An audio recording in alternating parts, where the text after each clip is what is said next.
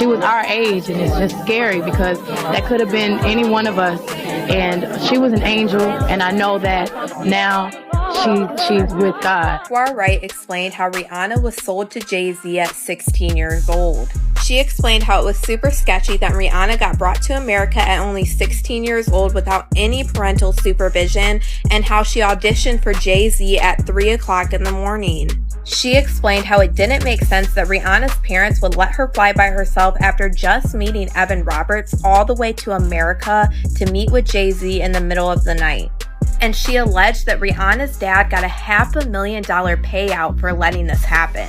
She alleged since this was all out of the blue, Rihanna would have had to flown on a private plane to get from Barbados to America because she wouldn't have had a visa and her parents were not around with her to fly to America. And Rihanna even explained how Jay-Z would not let her leave until she signed the recording contract, and the label locked her in the office until 3 a.m. Tell me about your audition with Jay-Z. Tell me what he said to you. A really good audition. And what did he say to you? He said something to you. Look on you, this lady. He said, there are two ways to leave here, either through the door with the deal sign or through this window, and we're on the 29th floor. Big changes since you've been signed at Def Jam. Can you tell me what are the biggest changes you've gone through from St. Michael's, Barbados until now you being a superstar?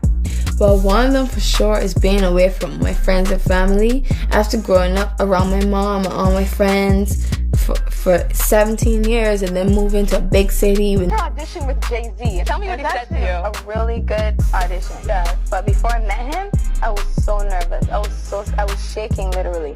But the moment I walked into the office, the atmosphere was so warm and welcoming. And you had to sing a cappella for him? Yes, I had to sing. I sang Fun to Replay. I sang another ballad from the album last time. Yeah. So then what did he say to you? He said something to you. Oh yes, he said, we don't sign songs here, we sign artists. And there was this little pause, and I was nervous. But then he said, and we're interested. And there was this sudden feel of relief. But then he said something about a window and a door. Oh, then he said, he said it one word. I did a lot of homework on you, this lady. He said, there are two ways to leave here, either through the door with the deal sign or through this window, and we're on the 29th floor. So you was like, where's the pen? Where's the paper? I'm signing. Yeah. And I'm sure working with Jay-Z, you've met Beyonce. That's right. How was it like meeting her? I could not speak. Really? Really. That's someone I really looked up to for a long time. And it was after one of my showcases, and he was introducing me to everyone from the label. Then he finally said, okay, one more person. And there she was. And I could not speak. And she gave you some advice. Yes, she did. She just told me to, when I get on stage, let loose, have fun, and be in control. Yeah, and don't be afraid to let it go. No. Because she'd be like, what? You know how Jay-Z gave her the herpes that she gave to Chris Brown. Now, Rihanna was only 14, 15 when he started with her and signed to the Def Jam. It's clear to say that the herpes that she had came from the person she had been most sexually involved with, and that was Sean Carter. So here it is. Chris Brown has his first herpes outbreak from his celebrity girlfriend who he was set up with, and it was supposed to be this and it was supposed to be that, and he was there so people wouldn't pay attention to the fact that she was Jay-Z. Years about Rihanna because people found it super weird. Right before Jay-Z signed Rihanna, he was working heavily with a 16-year-old Tierra Marie who signed to Def Jam by L.A. Reid. And after a while, there was rumors circulating all over that Tierra Marie and Rihanna actually had a fallout because Rihanna's career skyrocketed and Tierra Marie got let go from Def Jam. And allegedly, Tierra Marie is the Jane Doe that is suing Diddy and L.A. Reid for SA when she was just 16 years old. And I mean, it is pretty weird because Jay-Z just started talking to Beyonce as soon as she turned 18 years old. And not long after Rihanna signed to Jay-Z, there was rumors swirling all over the media that Jay-Z was cheating on Beyonce with Rihanna. And a lot of people still to this day never understood why Rihanna and Beyonce are not close, and we've never got a collaboration with the two of them, even though Rihanna was claimed one of Jay-Z's biggest stars. Jaguar Wright then went on to allege how Rihanna's last album, Anti, was basically a cry for help. She talked about how creepy it was that Rihanna did the album cover of a child with a crown over her eyes. And it says that the Anti album is about a person opposed to a particular policy, activity, or an... I'm a big fan of Beyonce. I love her. And so has she given you any kind of advice or? Yeah, she actually wrote me this cute little letter and she signed it with her autograph. It was so cute.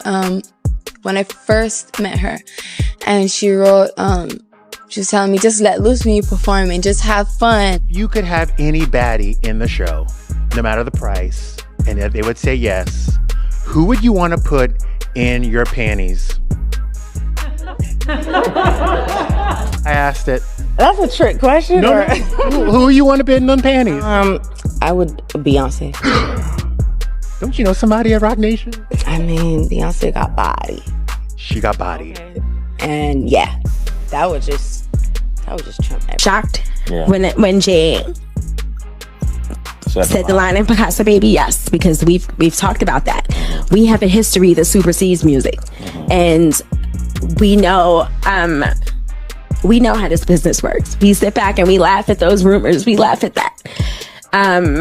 I think he began to feel the pressure because people were saying my age, the age thing. She was 15, 14. She was 15, 14. And after a while, that gets to a person. The Jay I know, the Sean I know, never comes out of character. So. Yeah, I remember Fox Brown and Jay. Ain't no woman like the one I got. No one could love her. Enacting Hype Williams to put Aaliyah on a faulty plane to move her out the way as punishment for rejecting him, and so he could level up Beyonce, who was struggling. She didn't choose to get on that plane. She was unconscious. She didn't choose to get on that plane. Why would you need to sign a non-disclosure agreement about a plane crash and what happened? What if one of the biggest pop stars in the world had a career launch story that was far darker than the fairy tale we were told? For years, the industry narrative has been simple. A teenage girl from Barbados with a powerful voice meets the right producer, flies to New York, auditions for a legendary label boss, and becomes a global superstar. But lately, old interviews, resurfaced allegations, and explosive claims from insiders are reopening questions about what really happened the night a 16-year-old Rihanna walked into a late-night meeting with Jay-Z at Def Jam. According to some critics and controversial commentators, the circumstances around that audition and the events that followed may not have been as innocent as they appeared. Now, with fresh rumors circulating that someone from Beyoncé's inner circle may be preparing to speak out, the internet is once again digging through the past, connecting dots between old gossip, industry whispers, and one of the most talked about mentor relationships in music history. For years, music fans have loved telling the same legendary story about how a teenage girl from Barbados walked into a New York office and walked out a star. The story goes that a young Rihanna, barely known outside her island home, had one life-changing meeting with Jay-Z at Def Jam recordings. According to the version repeated in interviews, documentaries, and fan threads for nearly 2 decades, the moment felt like something out of a movie. Rihanna arrived to audition, nervous and shaking, and performed her demo songs, including the track that would later become her breakout hit. The room reportedly went quiet. Then came the line that would become part of music industry folklore. There were 2 ways to leave the building, either through the door with a signed contract or through the window, and the office was on the 29th floor. It was dramatic, intimidating, and strangely unforgettable. Rihanna later laughed while telling the story in interviews, explaining that the pressure made her grab the pen and sign immediately. In the span of a single night, the unknown teenager was suddenly signed to one of the biggest labels in the world. Fans have repeated that story for years because it sounds like the perfect origin story, the moment a superstar was discovered. But lately, as old clips resurface online and people begin re-examining the details, some are asking a different question. Was that legendary audition exactly how we remember it? Or was there more going on behind the scenes that the public never fully understood? At first glance, the story sounds like a classic industry fairy tale. A talented teenager gets discovered and impresses the right people at exactly the right moment. But as internet sleuths and commentators revisit those early interviews, some details have started raising eyebrows.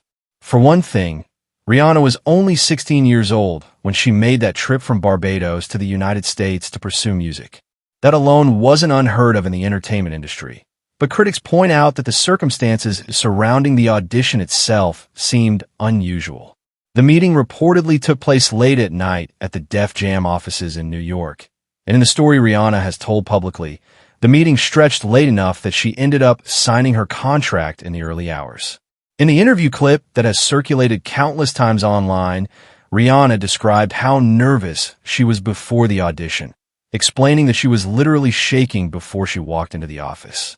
Once she began singing, she said the room felt welcoming and supportive.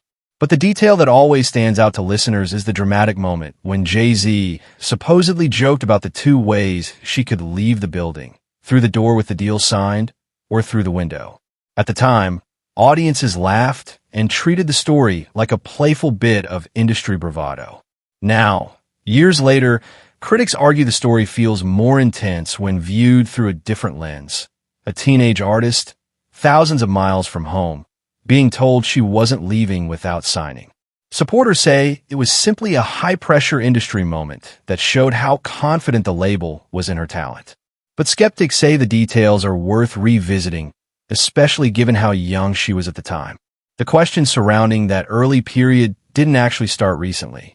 In fact, the first rumors began circulating almost immediately after Rihanna's career took off in 2005. As her debut single climbed the charts and her name spread across radio stations and magazines, whispers started appearing in tabloids and blogs about the relationship between the new star and the powerful executive who signed her. One of the biggest sparks came from former publicists connected to Rihanna's early career, who reportedly told media outlets that there had been a romantic relationship between the young singer and Jay-Z. The claim immediately created controversy because it suggested something far more complicated than a simple mentorship story. However, not long after making the claim, the publicist retracted the statement and said the rumor had been fabricated as a publicity stunt to generate attention for Rihanna's music. According to that explanation, the idea was to create buzz and headlines around the new artist during her debut era. But even after the retraction, many fans remained skeptical. Some believed the story had been invented for publicity, while others suspected the truth might have been more complicated. In the world of celebrity gossip, where rumors can start with a single comment and spiral into years of speculation, the story refused to disappear. Instead, it quietly lingered in the background of Rihanna's rise to global fame. Years later, the conversation resurfaced in a much louder way when controversial music industry commentator Jaguar Wright began speaking publicly about what she claimed were hidden dynamics within the industry. Wright, who has built a reputation for making bold and often shocking statements about music executives and celebrities, alleged that Rihanna and Jay-Z had been involved in a relationship during the early stages of her career. Wright claimed that Rihanna was extremely young when she first began working closely with him and suggested the power imbalance between a teenage artist and a powerful executive should have raised serious concerns. It's important to note that these statements are allegations and have not been verified. Nonetheless, Wright's comments quickly spread online, partly because they echoed rumors that had circulated years earlier. She also made additional claims about how the relationship supposedly affected other parts of Rihanna's life and career. Supporters of Wright argue she's exposing uncomfortable truths about the entertainment industry, while critics say many of her accusations lack evidence and should be treated cautiously. Regardless of where people stand, her statements reignited a debate that had been dormant for years. Another reason the story continues to capture attention is because of the potential connection to Beyoncé. Over the years, tabloids repeatedly suggested that rumors of a relationship between Jay-Z and Rihanna caused tension within Jay-Z's relationship with Beyoncé. These claims were never confirmed, but they fueled endless speculation among fans. Some observers have pointed to the fact that Rihanna and Beyoncé rarely collaborated musically during the early years of Rihanna's career, even though both artists were among the biggest stars connected to the same label and management circles. Others have linked the speculation to the famous 2014 elevator incident involving Beyoncé's sister, Solange Knowles, and Jay-Z at a Met Gala afterparty. Security footage from the elevator, showing Solange confronting Jay-Z while Beyoncé stood nearby, quickly went viral and became one of the most talked about celebrity moments of the decade. While the family later downplayed the incident as a private matter, the mystery surrounding what triggered the confrontation fueled countless theories. Some internet commentators even tried connecting that moment back to older rumors about Rihanna, though no evidence has ever confirmed those claims. As often happens online, once one rumor gains traction, people begin connecting it to other stories, sometimes with very little evidence. Over time, internet discussions about Jay-Z's past relationships have also dragged other artists into the conversation.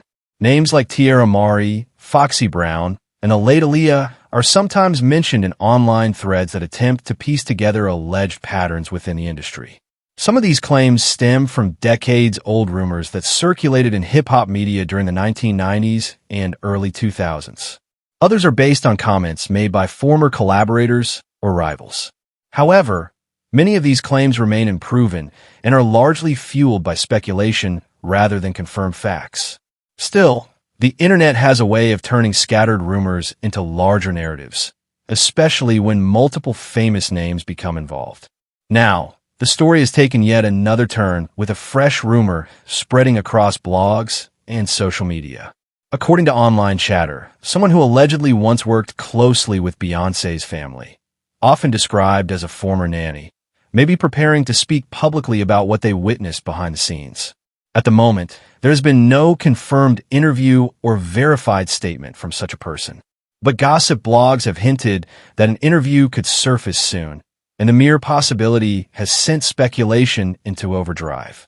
If someone from within Beyoncé's household were to comment on the long-standing rumors about Jay-Z and Rihanna, it could instantly become one of the most talked about celebrity revelations in years.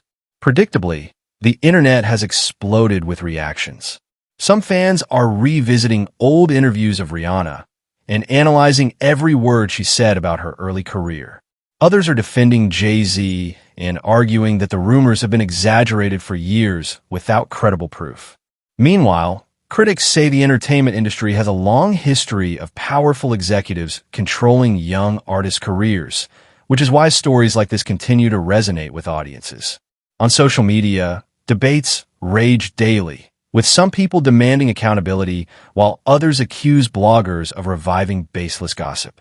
For now, the truth behind many of these claims remains unclear. What is certain is that the night Rihanna walked into the Def Jam offices has become one of the most famous origin stories in modern music history.